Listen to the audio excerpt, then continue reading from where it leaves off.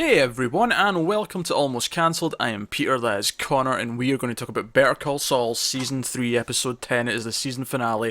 It is called Lantern. Full spoilers for the episode, as always. I've got to say, I don't think either of us were expecting this finale to be what it was. This went in a No, completely different yeah, direction than I think we were predicting. But I think it's genius. I agree. And I'll tell you why it's genius. We were like Saul's Breaking Bad. He's been horrible to the old ladies. He's done something because we were last week. We were like, oh, he's been a right dick. This is awful what he's doing to this poor old woman. He's been menacing. It seems like he's slipping into these nefarious ways of getting by and starting to slip into who Saul is, who we think of Saul Goodman as. Yes. And we also obviously have been expecting the entire show that he's eventually going to have a downfall that leads him to the path that takes him to Breaking Bad land, if you will. What this episode did is that it said, yeah, all that thing you've been predicting this is the start of it all season. Yeah, you're wrong. But here's the genius part of it. He got to the edge. He was tiptoeing over into that area, and then he said, "No, I'm better than that," and he fought it, and he brought himself back. And it's genius because when it eventually does happen now, it's going to be even more painful because he was able to fight it this time. That's it, isn't it? It's a hollow victory because it's like, yeah, it's great for him that he's fought it now, but it's still inevitable. We know the end of his journey. We know he has to fail, and it's kind of crushing to watch him succeed almost because it makes it worse. Part of me starting to wonder if it is going to be his fault though. Do you think? I don't know. I mean, I'm not saying I'm convinced of anything else. I just I don't know. Like they're swerving me so much, and they're playing with us that This is true. I have to entertain other possibilities. But yeah, so Saul's journey in this. Now, call me crazy. Did the past seasons have a black and white segment in the finales? I thought they did, I but thought they maybe did as I'm well. misremembering as well. Yeah, maybe I'm I could have sworn they did. At least season one. because we've had more than three total, right? It's not just been the three premieres. See, now I'm doubting myself. I thought they did, but maybe they never did, and we're just Oh god, I'm going to check after we're done. Just I want to know. I have to make sure I'm not crazy. But yeah, so obviously we start with Kim. Kim's had a crash. She's in the hospital, and Saul comes in. And he looks distraught, and we see him picking up all the papers at the side of the road, and she's sort of sitting there, and all this is playing basically in silence. I love that. He was basically doing his community service. Yeah, that's a good point. And I do think this whole moment says a lot about Saul. Like you said, we were talking about how he was in such a dark place. He was on the edge of the abyss, like about to become Saul rather than Jimmy. Yeah. Yeah, something bad happens to his friend. He drops everything. It's like, no, none of that matters. He's there for it immediately. Yeah, because we've often talked about how Saul's actually a good guy, which is why the thing with the old ladies last week felt particularly vindictive and felt mean-spirited. I mean, it would anyway, but especially with him, given what he's been like. And I think there's two things that contribute, of course, to him fighting back. One, of course, is the shock of Kim almost dying. I think, obviously, right away, because I loved the scene in the next morning when she gets up out of bed and she kind of, against orders, gets up and walks to the kitchen because she had to stretch her legs, which I appreciate. You're lying down a long time, you need to stretch your legs. I get it. She used to feel like she's not completely useless as well. Also, yeah. I mean, because there's that moment where she's struggling to cut the food with just the one hand. He's just staring, going, should I help? And she's like, I'll feed myself. There are lines we do not cross. And I appreciate that. But his entire tone in that conversation when he started talking about it, when he started talking about her in this crash, he was blaming himself, like right from the get-go. This was my fault. Even though she says, look, no, I was an adult, I made my choice, you didn't put me in that car, he realises the part he played in this.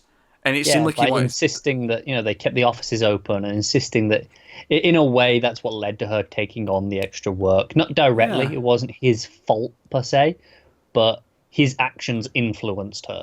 It's like everything we spoke about last week where he wasn't really paying attention to what she was going through. I mean, he was kind of seeing it, but not really acknowledging it or processing it.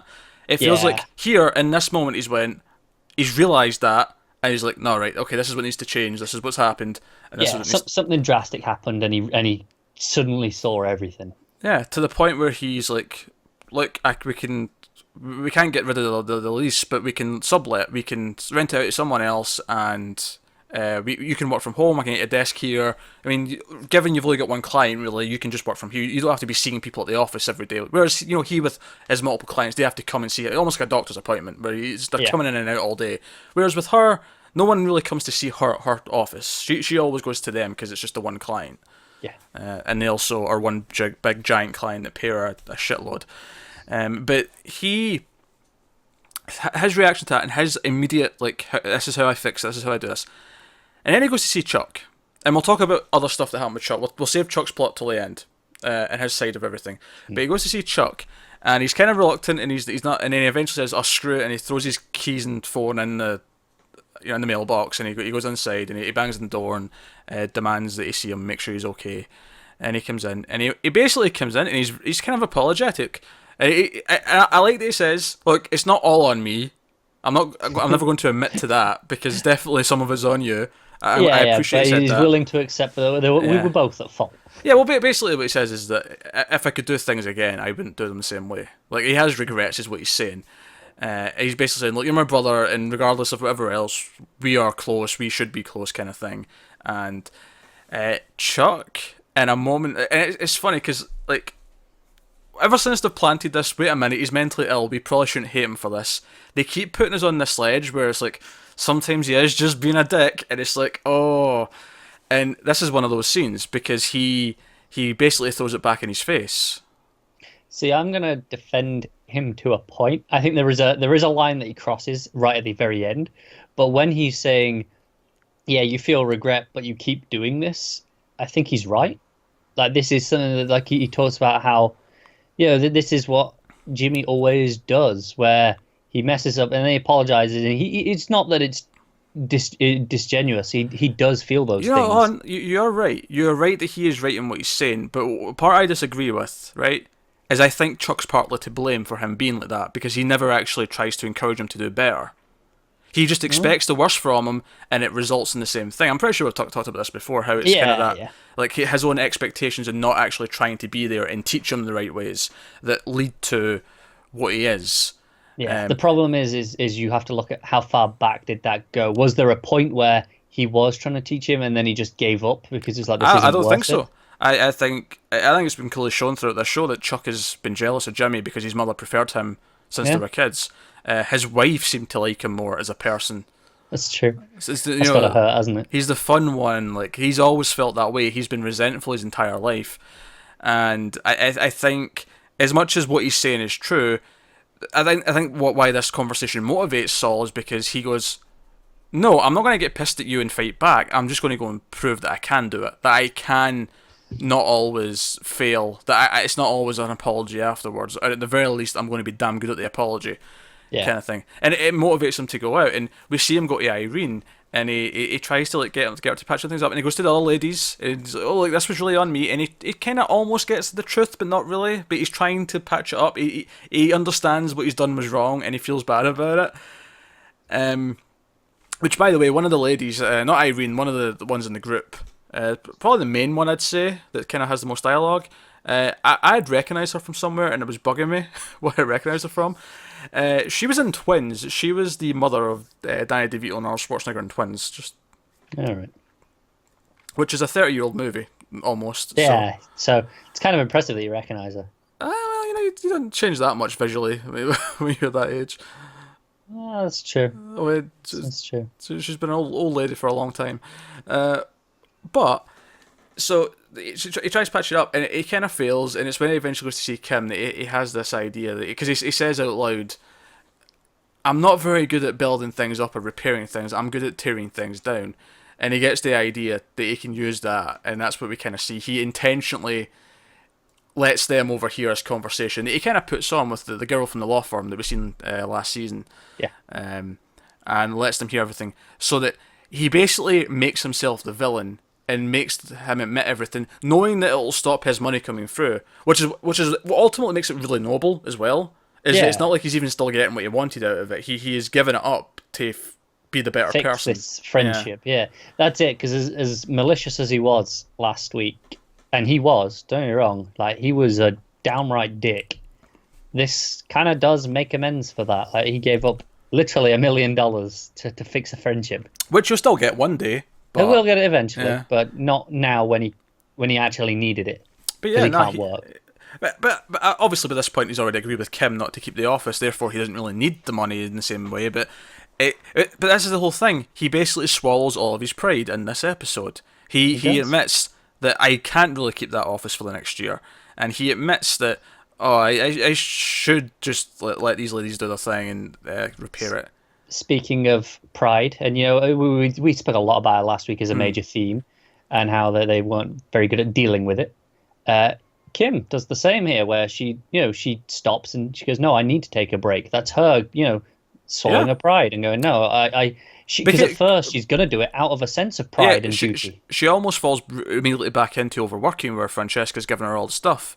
Yeah. And she's like making all these dates, and then she's like, "No, let's not do that." And then and you know it's 2003 because the Blockbuster exists, and she's at Blockbuster, and I noticed near the front, Darkness Falls was one of the movies that there was just several copies of it, and I hate that movie, so it was really annoying me during the scene. But no, the glee that she was just picking DVDs up and throwing them onto the pile. Francesca's trying to be on the phone and carry a stack at the same time. It's one of those few times where I remembered what year this was set in, because a lot of it I kind of just forget because it's not really that relevant. There's not many major differences. No. But then you got a Blockbuster. I'm like, oh yeah. That's right, Blockbuster. That was a thing once upon a time. Yeah. But no, so yeah, swallowing, and even the fact that he goes to see Chuck is him swallowing his pride, because he wouldn't even want to speak to Chuck. We've seen the way he was speaking about him. I was like, no, I don't even want to. I don't have a brother anymore. He said that line of dialogue a few episodes ago. Yeah. His pride was swallowed. He really is ultimately the better person here. Yeah, and I like how this mirrors with Chuck. We'll get to that obviously when we talk about Chuck stuff, but the idea of swallowing the pride versus not. Oh yeah. And he just, everything about this, it was kind of like it. As much as you say it's bittersweet because we know he ultimately has to have a downfall, and I think that's the genius part of it, is that this actually makes it even more tragic when it does go down. It is kind of a heartwarming episode from his side of the story, where he does learn his mistakes, he makes amends for it, and ultimately I'm like, you're a better person now. I like you probably more now than I ever have, because you recognise what you did wrong and you went and fixed it. Both in terms of the old ladies, everything you've done with Kim, like even his brother, like he tried. He didn't succeed with his brother like he did with Kim and the old ladies, but he took the initiative and he tried to fix it. He tried to be a responsible person, and he mostly succeeded. Yeah. And all you can try is all you can ask is that he tries. Well, really. that's it. The one that he failed at wasn't his fault. He went over there, and like you say, he was the bigger man. He tried, but if the other person doesn't want that, then there's nothing you can do. And as you alluded to, I mean, if you don't think Chuck was being a dick before, and I think he was, honestly, but he does cross that line at the end where he leans in and says, "And you know what, Jimmy, you never really mattered to me all that much anyway." Yeah. That's a crushing way to end that conversation. But Saul doesn't let it beat him down. He kind of, all right, that bird is burned. It's been a long day, okay? That bird is burned. And he goes off and he starts fixing all the things. He deals with things. And I really like everything. See the scene, the last scene with him and Kim at the office, and they're packing everything up, and the moving guys take everything away, and they're just kind of left. And they have the little conversation about the Rolodex, and they throw it in the garbage and whatever. But they stare at their wall, and I like that Kim sort of looks over, kind of like, she's not even defeated. Like, you'd think she'd be more depressed after everything that happened, but she is sort of detoxing, as it were. She is enjoying her movie. She's watching To Kill a Mockingbird and remembering why she even wanted to do this all. Do you know what? I love the visuals of that shot, because usually you have the W and the M, right? You have the W first, and then which is lower down than the M. But in this shot, it's got a big reflection at the top. And so it puts the M above first and the W lower. So it's kind of like, even though it's nice now, it's still like at some point he's going to put himself above her. It's kind of what I was reading from it. I did not read that. This was a sweet moment. You're being so cynical. I am being cynical, You're but being so awfully cynical. This was a sweet moment between the two of them, and that's what I think the point of the scene is, though, is that he's actually, because I think all season, even though they technically have been a couple and they've technically been living together, they've not really felt like an actual couple that have been there for each other that much. Certainly not in the last half of the season. And this was them kind of, because she leans in and kisses him at the end of this scene, and it's probably the most genuine kiss they've had all season, where it feels like a genuine loving moment, and yeah, so it leaves them in this kind of content place, because even though they've kind of failed at this specific thing that they set out to do, like, yeah, we can be back in a year doing this somewhere else, and there was this hopeful tone to it, which, again, yeah, it makes the ultimate downfall we're going to have to get to kind of crushing, more so than it even was before, and it was already pretty crushing. Like, we were already dreading it. It's to the point now where I just don't want it to happen. I don't. Change the future. Which is why I'm thinking there might even be a swerve, and like the actual circumstances of it coming about might actually be.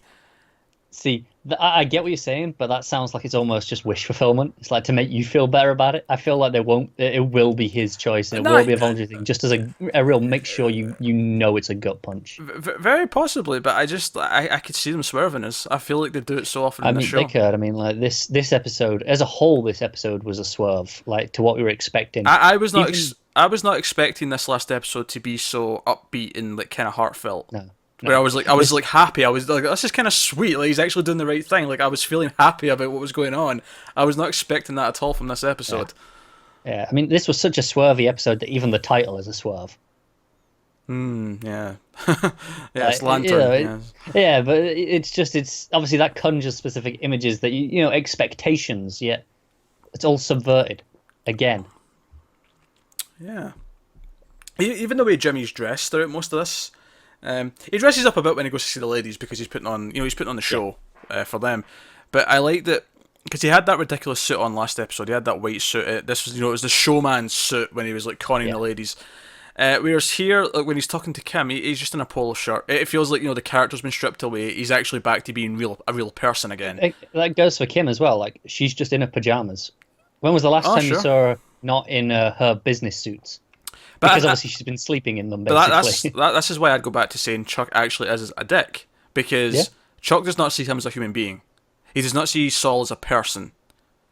No, he sees him as this series of mess-ups, this series of this mess who shouldn't be allowed to do anything in the law. The law... Yeah. Industry, the right word? Just the law. You don't have to put anything after it. Anything in... the practice of law. There's a correct way of saying this sentence, and I'm not quite sure. He doesn't want him to be a law practitioner. There you go. But like again, it feels like he does not see his brother as a person. The way he treats him, But this is the thing. This is the thing with Chuck. Is I think that he underestimates what his brother actually means to him. As much as he says to him, "You never matter to me," I don't think he understands how much he did matter to him. We'll save that for a minute, though. We'll go to Nacho before we do Chuck, because Chuck's definitely the final thing we should talk about. So Nacho had a couple of scenes. First one was bringing Hector into his dad's store, showed him where things would be kept, yada yada yada. And he basically tries to do it without him having to meet his father. He tries to make that part not happen, and just have it all go through him to keep the peace a little bit more easy. But his dad's standing there, Hector sees him, and he goes over, and his father's very uncomfortable, and Hector makes with the sort of the niceties, but the kind of, but I'm a gangster and I'll kill you if you don't do what I say, so smile back very at me. thinly veiled threats. Yeah, and he puts all the money on the table, and Nacho's dad just says, "Please get out of my store." And this I like that how Hector stood in front of the little ding bell during this. Did you see it? No, you're right. Yeah. Did he even ring it at one point? I'm not sure if he did, but I definitely noticed him stood next to it when he was putting the money down. I don't know if it's just in my head, because I associate him with the ringing the bell, that I just put it in the scene myself in my head. Yeah. It's possible, but it gets very uncomfortable. It's a very tense scene actually, especially because Nacho's the one that we kind of relate to the most, because he's the one that we followed and we understand more. His fear that entire scene, the way his eyes were looking over at his dad and like, please, please, just say Yeah. something nice. Just try to massage the situation into a reasonable place. And then when he goes outside afterwards and he runs after Hector, and Hector says, "I don't trust him," it's like, bad things happen to people that he says he doesn't trust. Yeah, yeah. I did notice though that again, Nacho saw that he did swallow his pride. Ultimately, he resisted at first, but he stood down. He took the money. He was like, "All right, I'm gonna trust his son." Sure, sure. I mean, his pride. Obviously, this is a different type of pride, and that I think his pride here is in the right. It's just no, you'll get shot Oh, if it you is. don't. Yeah, but it's more the idea of when you stick to your pride, bad things will happen. Whereas if you sometimes accept that you have to just follow along with something else, then maybe it will be the best result overall. Yeah, yeah. Again, obviously, this one's very different from all the other. All the other examples are all self-inflicted pride that cause more problems. Whereas this is no, his pride's actually a good thing. His pride of being It's a good thing, but yeah. it would end up bad for him in this situation. Yeah. But yeah, and obviously the later scene is that Gus is there, and it's basically Hector being told once again, no, all of the product's going to move through the chicken trucks. He's going to have to accept that. Hector gets agitated, gets really upset, and this is when the heart attack or whatever hits, and he goes down to the point where he drops the pills, and they have to call an ambulance, all the rest of it. Of course, the most interesting part of this whole thing, though, is at the end of this scene when Gus, like, because the paramedics are there and they're like, oh, asking the usual information. They say, oh, is he taking any medication? And Nacho hands over the Pills. the pills, the prescription bottle, and Gus is just looking at it. He's like, It just gives him a glance. He knows. Oh, he knows. Well, partly because he made a point of like kneeling down and picking the bottle up and picking up all the pills. Now, to anyone else in the scene, that may have just look like he was picking them up and putting them back in. We know he was replacing them, but Gus, of course, is a very observant man. But if there's one thing we know about Gus, is that he keeps an eye on these things. I think even if he was just picking them up, I think that would seem strange in that moment because this man, his boss, is just collapsed. He's dying, and you're worried about picking up some pills off the floor. Oh, sure, but I think Gus. I think Gus probably saw it anyway, but I think that's why he looked over because this was a strange reaction. I think. Oh, so I love the fact that Gus is the first one to go and save him. You know, he's the first one to go, right, come on, we've got to call the ambulance, and he's the one that goes over and does CPR. Added insult to injury. It is. It's, knowing where it goes, it's again, how Saul says if he could make choices different. This is an opportunity Gus could have just taken.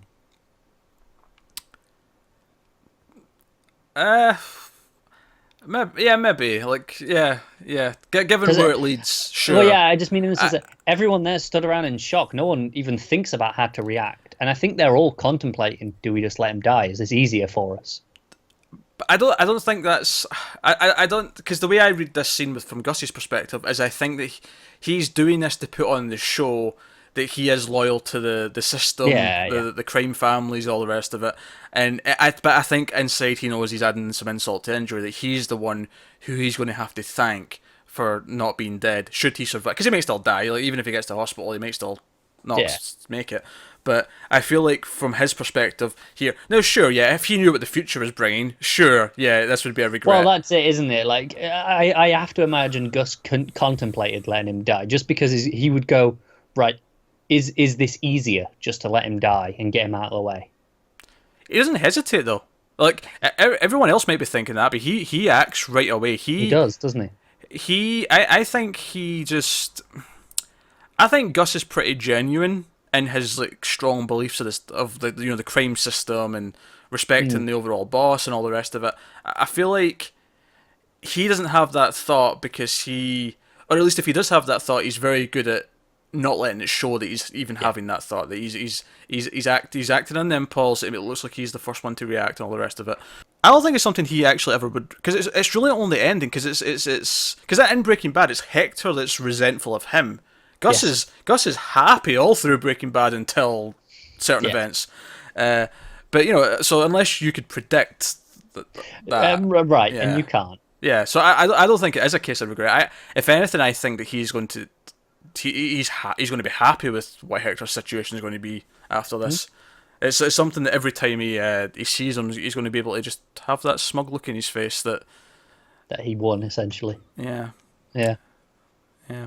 I wonder if this leads to him hiring Nacho, since he seemed to notice the cause. Yeah. It's kind of the same way how he ended up hiring Mike. He's like he was impressed by something that he did, and it's like, okay, you've got a good initiative. I like you. Especially if he eventually finds out why he did what he did, he might respect the family angle because he's very protectful of his family.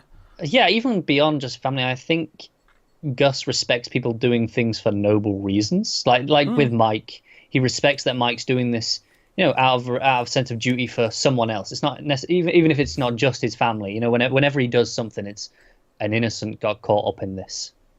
Yeah. Absolutely. Speaking of Mike, there was no Mike in this episode, which is kind of strange. But I guess his handshake with Gus from before was kind of the end of his arc for this season. So that works. Yeah, it must have been. But it was, like I say, it was kind of strange that he wasn't here.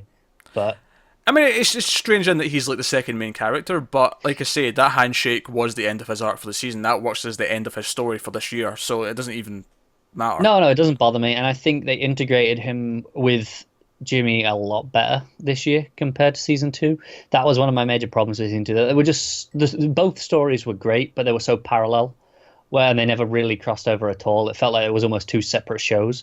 Whereas in this season, they've done a much better job of integrating it all together. It felt like they felt like, okay, we don't need him here because he's been integrated.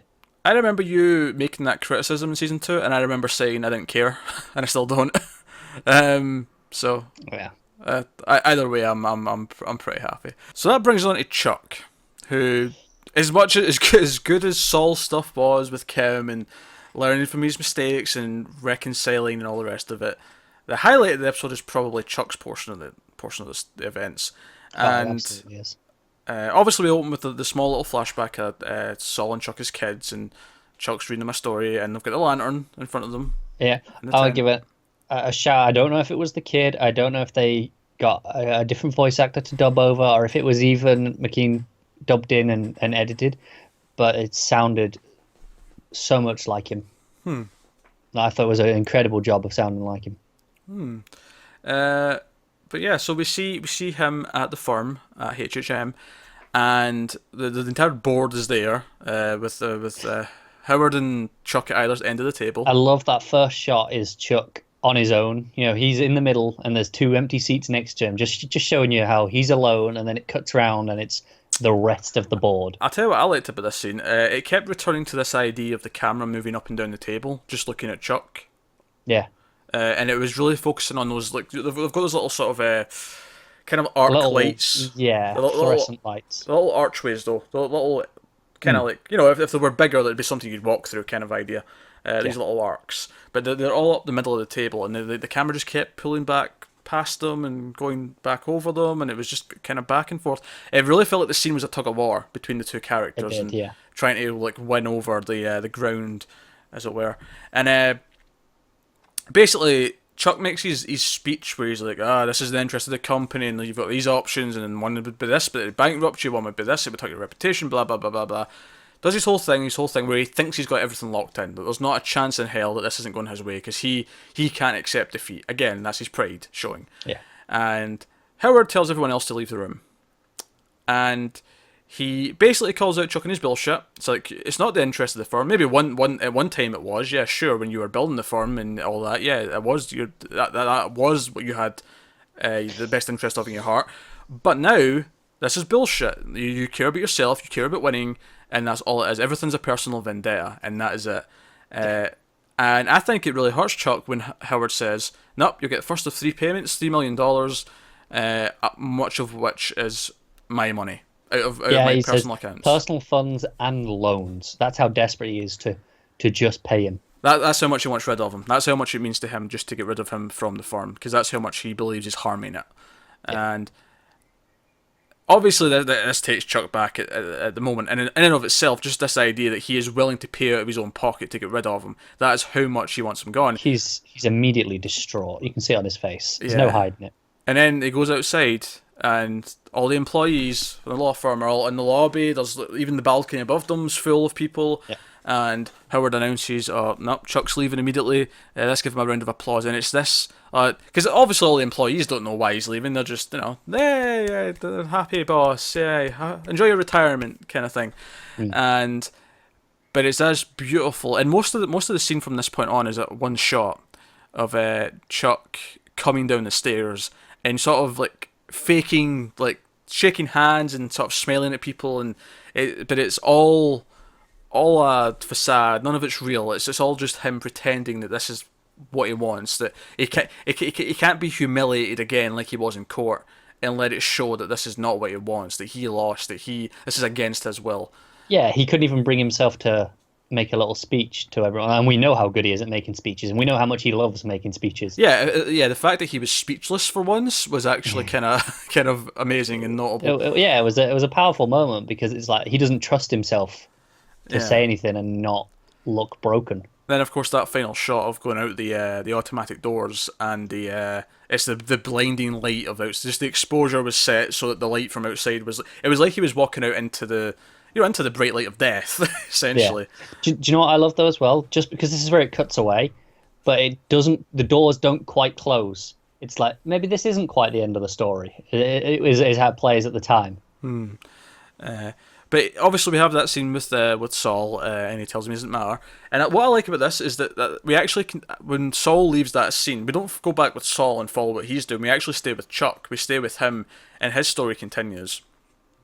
And we see he's got lights on and all the rest of it still. It seems like he's kind of coping. And then we see him try to get to sleep that night. And he's struggling. And to the point where he wakes up and he has to do his little memory exercises to try and not feel as bad. But he turns the light off. And he tries to go. But you get the idea that something's not quite right. That maybe this conversation with Saul is maybe triggered something.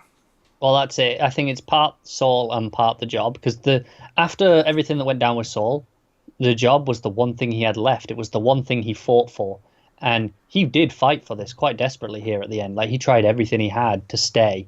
It was all he cared about doing. I mean, even his whole thing with when Saul broke in was because he thought he'd got something wrong in his job, and he couldn't cope with that. So as much as it was part of this conversation with Saul, I do think that played a big part of it as well. Oh, no, it certainly did. I'll talk about that a bit more when we get to the final scene, but I think it's very notable that it happens right after this scene with Saul, though. Because I think I talked a little bit earlier about how he doesn't really actually understand how much Saul meant to him. And I think, because from everything we've gathered, when he first got this condition, it was after his wife left. And it seems like that wasn't even like it didn't even seem like she broke up with him. It felt like she wanted to go and do this other thing. He wasn't willing to give up his life. And he, maybe not quite in a mean-spirited way that he did with Saul in this scene, but he probably shut her out. He pushed her away. He pushed her away, exactly. And it was after that this happened to him. And I don't think he quite understands how much he depends on other people in his life. He likes to act like he doesn't need anyone. He likes to act like he's like a lone wolf who can survive on his own, but he can't. Yeah, it's almost like this illness is a manifestation of his guilt, his anxiety.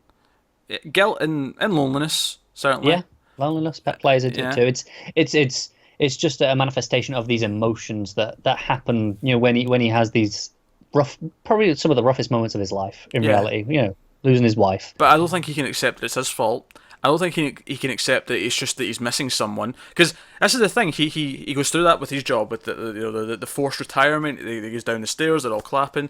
Probably almost as humiliating to him, even though no one else in the room's aware of it, other than Howard, obviously, who is probably soaking it up at this point. Yeah. No one else is aware this is a humiliating moment for him, but it is. And after this would be the time when Saul comes to him and tries to make amends.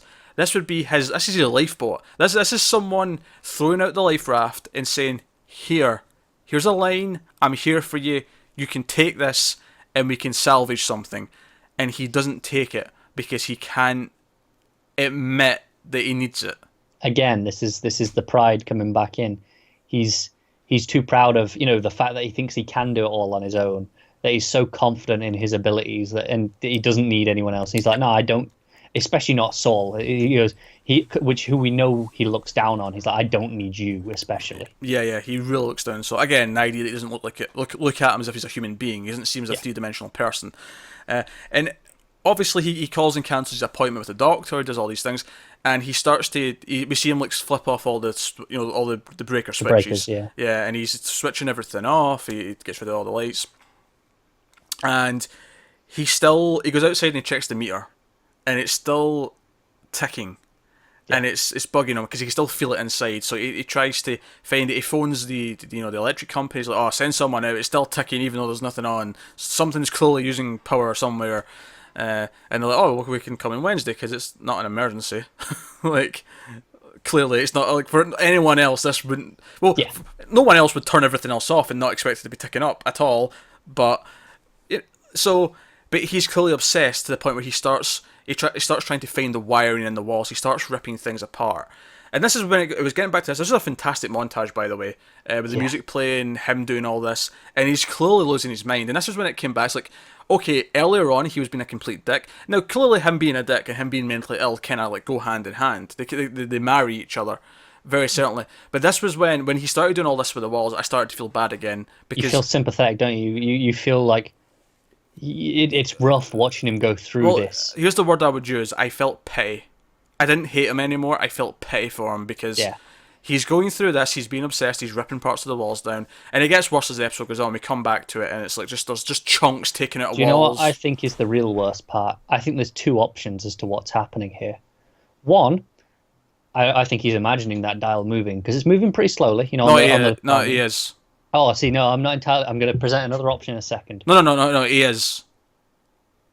I have proof. Is the proof that it's the same number? Yeah.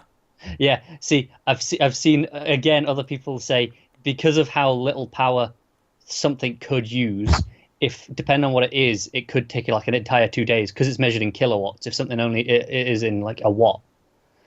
The option that I think it could be is, do you remember when Mike planted that bug? Did he plant a bug? Did he not? When he needed the pictures, he took photos. Yeah. But he not? Did he, I thought he planted a bug up in the wall. I don't think so. You sure? I really don't remember him planting. I remember him taking photos. He was fixing that, the door. I don't remember a bug, but I mean I could be wrong. Okay, maybe then. I just for some reason I remember him planting a bug. Maybe I'm mixing it up with the taking photos. I thought he did both for some reason. But if he did plant a bug and there is something there that is physically making the meter go up, and it was essentially Saul's fault, that's kind of tragic. I think you're going off on a tangent there. I don't know if I agree with any of this. I don't know. I really could have sworn there was a bug in there. No, not about the bug. I mean, there may or may not have been a bug, but I don't think that's not how I read this at all. I read this as pure sick obsession. This is purely just him going nuts. This is a man losing his mind and being obsessed about it. I don't. And so what if there is? What if there is one thing on somewhere? Like, big deal. Well, no, but yeah. That's the thing. It would still read as him being sick and obsessed because he should be able to be, this one little thing. We've shown how he was coping with all the house on. But I think just the idea that if there was actually something there, and it was something left over from Jimmy's meddling before. This is Chuck doing this to himself. I think that's the thing that's the most tragic about this episode is that Chuck did all of this to himself. Yeah, he almost chooses to do some of it, like to do this, like in the sense that not even just in this episode though. The way Saul treated him in that courtroom was his own fault. He did this. Yeah. He created that relationship. He created this relationship with Hamlin. He did all of this. Everything here is his fault. Right. I was going to go back to even the illness, like you say, where it manifested after his wife left him, but we speculate that he pushed her away. It was kind of probably his choice again. Yeah. So I don't know. I mean, if there is a bug and it was Saul that is kind of to blame, I don't think he is to blame. Even if there is a bug, it is Chuck, Saul Chuck. I think it makes for a more fascinating story. Honestly, it'll kind of won't feel cheap, but like, see if that is the case and they make a point of like pointing it out. I feel like that'll diminish the simplicity of it because I think it's actually more tragic that this is just a person who is losing their mind and ultimately at the end seemingly commit suicide. I agree with what you're saying, but part of me goes, would it be not be more tragic if even he thought he was losing his mind there at the end? That's why he makes this choice to commit suicide, because he's like, no, I've lost my mind. I can't do this anymore.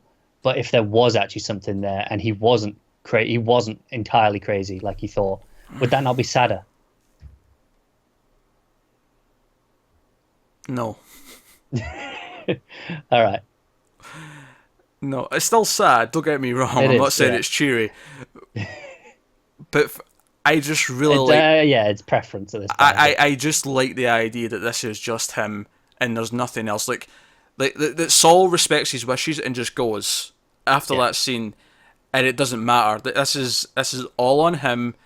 And for me, like, because I think Saul's going to blame himself anyway. Like, when Saul finds out what's happened, Saul's going to take some of the blame just because he's going to feel that way.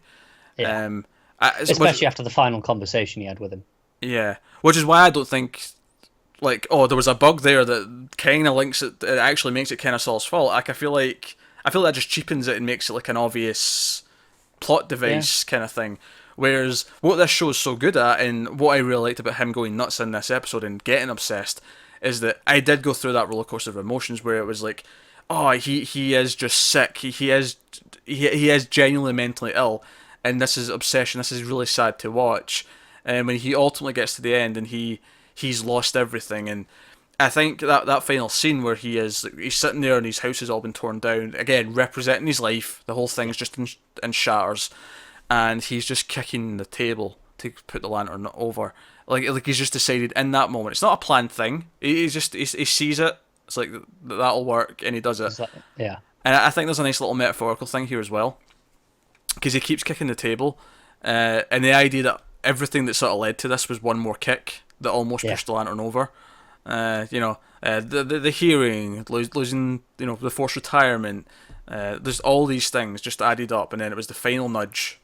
Yeah, it's all it takes. All those kicks, if you just stop, that's it. The lantern's still fine, but one more, and there it all goes. Yeah. And that, like you say, this event after the conversation with Saul, that was the final kick. I think the sad part of it is he knows inside that this isn't a real condition. Yeah. And yet he feels but he's it still anyway. It's this idea that even though he knows it's in his mind, he's still a slave to it. And he's broken. He's beaten. He's like, I can't beat this. This is the lowest he's ever been, obviously. Because he refuses to accept that he actually needs other people. It all comes down to that. It comes down to his pride, and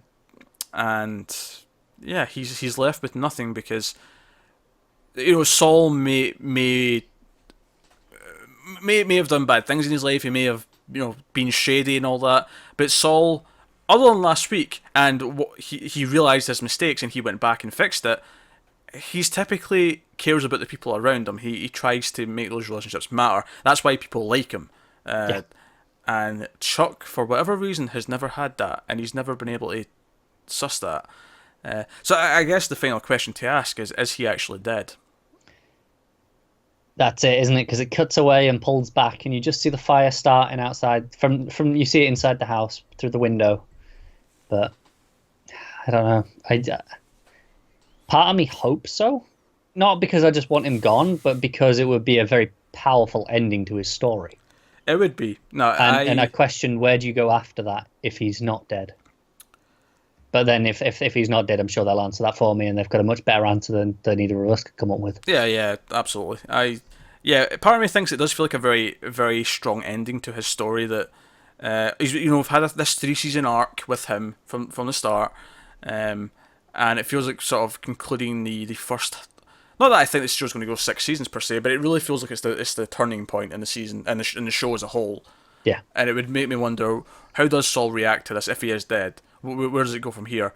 Because if he's not dead, then presumably it'll be burned or injured, or at least the house is burned down, and they know that this has happened, and I don't know. Like, yeah, is it more interesting if he is dead and Saul has to be like, no, that was my final conversation with him. Why didn't I try harder? All that, and he has to live with the fact that ultimately they never made amends.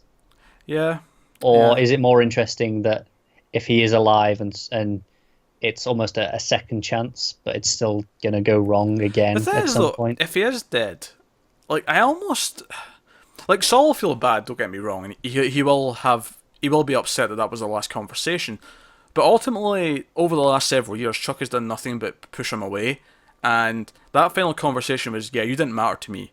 So I would almost like I almost couldn't see it being his breaking point. No, I don't think it would be either. Yeah, it'll affect him, sure, but I can't buy that that'll be the It'll thing be that's. to keep the analogy going. It'll be another kick for Saul's table, but it Yeah, won't be the final kick. nah. The final kick has to be Kim. Has to be, Kim. especially as they've ended in such a strong place this season. Like, because they've ended stronger now than they have been for most, if not all, of the season. Possibly the whole show. Like they feel. Yeah, I mean, sure, they're maybe not professionally in the best place they've been in the whole show, but I feel like in terms of them being close, in terms of their relationship, they feel that they're at an all-time high. yeah, yeah. So, So yeah, oh, she has to be the final kick. oh god, I know, feeling of dread. I know. But like I was saying, like this episode really subverted everything. Even the title. When I saw it was Lantern, and there's been lots of speculation about the lanterns accidentally setting fire to Chuck's house, and that's going to be, because it's been lots of shots of it throughout the show. Yeah, and they've even brought it up a couple of times, even this season. Right, exactly. So it was something that when I saw that, I was like, huh, but I thought his house was normal again now when I saw the title before I watched it. But then when it turned out it was just that ultimately it was his choice that led to the lantern. It completely subverted what I expected going in. And it's also kind of a final dick move. He doesn't even make it clear that he committed suicide. He's intentionally like, well, this is what you think is going to happen, so you can feel bad now that I'm gone. There's Yeah, because now they don't know that he kicked it. Let's assume he's dead, and as a reason for maybe presenting his to give Saul a reason to feel guilt, he'll go, "I thought he was better, but clearly, we didn't pay enough attention. We should have maybe tried harder to make sure he was better." Whereas he's regressed and accidents have happened, and now look what it's led to. yeah, Pretty rough. it's going to be a dark opening to season 4. I'll say that It much. is, yeah. Which has not been officially renewed yet, although I'm feeling fairly I have confident. no reason to fear at this point. But no, that was a strong season of Saul.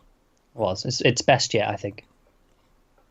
Yeah, I think so. I think my only complaint of this season would maybe be that it did have this kind of thing where it felt like it ended like a big, it almost had a season finale in the middle of the season, and Yeah. then slowed down again, and then sped back up. Yeah, but I think it's because it's built on. Obviously, this doesn't work without seasons 1 and 2 already having been Oh so no, strong. of course not, of course But not. because it's just a constant build of layers, this is ultimately the best yet. Oh sure, sure. Like I say, it's just from a structural point of view that would be my only complaint about the It, season. it was a bit strange. Yeah, Just the way that the momentum builds up, and then it has a conclusion, it's and then it starts from scratch again. yeah. The problem is, it's like you don't want them to have dragged out any longer because it was paced so well, but it leaves the season itself feeling strange, even though it works in the overall narrative of the story. It only matters just now, though. In a few years when you're binge watching all 5 seasons Yeah, it won't matter. in a month, it'll be just plays one big story anyway. So who gives a shit? But Yeah. right now it feels a bit weird because it's a season of TV and we wait a year now for the next batch, Yeah. that kind of thing. So It's going to be a long year. it is going to be a long year, and the last break was actually longer than a year because it was. Yeah, it was a full year. If they push it again, so it's another full year, It'll be the summer next year before we get to season 4. I'm gonna be pretty annoyed about that if that happens. I don't know. Summer content's not a bad thing. I know, but if they can pull it back up to February, I wouldn't mind that either. Oh, I don't see that. Best case scenario, it's the same as this year. I know. I'm just being hopeful. Best case. But that is us. That is season 3 of Better Call Saul. So let us know what you thought of the finale, and obviously the season as a whole, in the comments below. Like, subscribe, all that stuff. Get us on Twitter at mailed_fuzz, channel updates, all that stuff. Get us on patreon.com/mailfuzztv if you want to support the channel. You can head over there, check out some of the bonuses that are on offer, sort of keep us doing what we're doing. But otherwise, guys, that is us. So thank you very much for watching. Once again, keep watching TV. Have you got any vanilla?